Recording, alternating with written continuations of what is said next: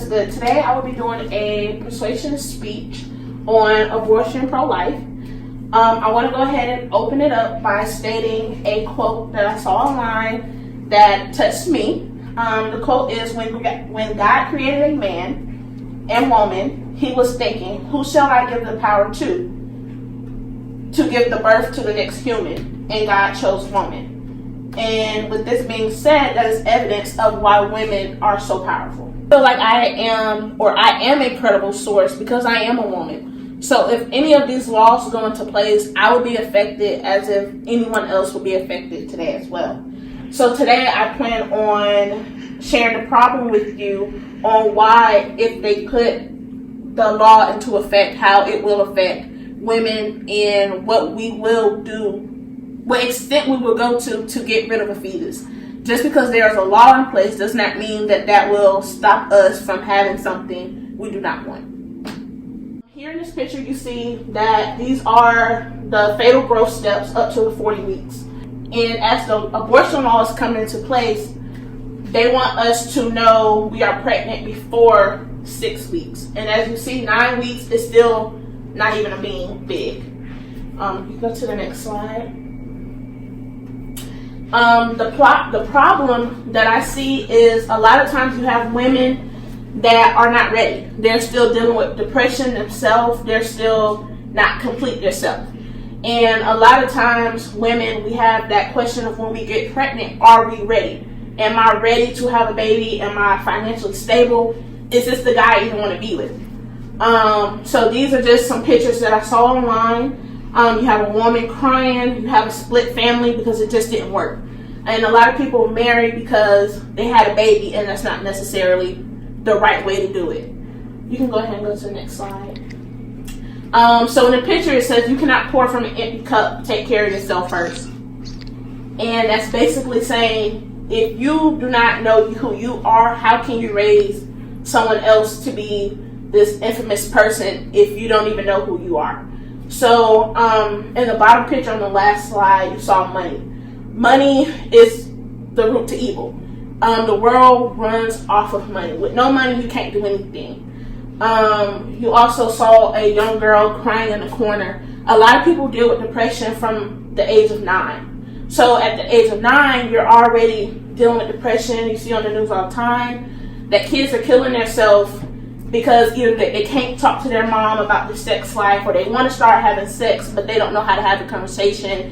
And it's just all mixed signals. So that all plays into having a kid, especially at a young age. I read from, let me see what her name is, Aaron's, Why do women seek abortions? A lot of people seek abortions for these reasons. Seeking abortions is not a good thing and it's not a bad thing. You have pro-life and you have pro-choice. Just because you're pro-life doesn't mean you can go against pro-choice. Everybody should have a say-so on what they do with their body. You can go ahead and go to the next slide.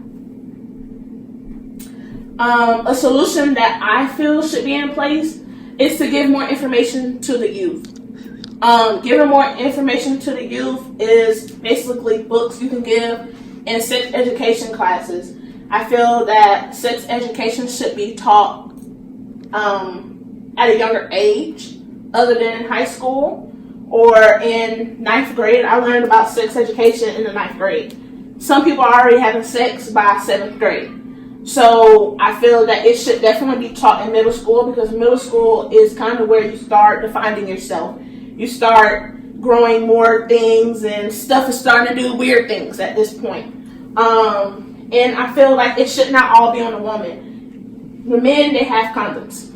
You know, men, that's all they are responsible for. We're responsible for birth control, UCIs, you know, the things they insert in you. We have pills, we have so many things that we have to do to make sure that we're not pregnant at such a young age and to be responsible for, and they only have condoms. So maybe we can come up with a different solution of trying to get men to have more things, make them more responsible for more things. We have to wear patches. Can they wear patches? So it's different things that I feel can be implied into having safe sex. It's not all just on the woman. So if we're being pro-choice, let's be fair to everybody. Give everybody the option to be able to not have a baby. You can go to the next slide. So my result is, if the abortion law goes into effect that they're trying to do in Atlanta, Alabama, I feel as if they're going to start doing backdoor abortions. And back in the day, there used to be hanger abortions, to where you would get a wire hanger, and of course you will insert it into the woman and bring it on down. But that has destroyed a lot of women to now. These women back in the day can no longer have kids because they injected something that does not belong to get rid of a fetus. So when you're dealing with fetuses, it's a very particular thing. A woman's body is very special. So being pro-choice, everyone should have that option of deciding whether or not they're financially stable or they're ready for a relationship with their child. Because a lot of people, once again, don't know how to love themselves. So how do you expect for me to love me how do you expect for me to love a child if I can't love myself? You can go to the next slide. So in conclusion, I feel once we get better sex education, easier access to birth control at that, if I don't want to talk to my mom about it, I shouldn't have to. I feel like I should be able to some way get to a doctor's office to let the doctor know that, hey, I'm thinking about having sex, and I want to know what are some next steps, even if I don't feel comfortable talking to my mom about it.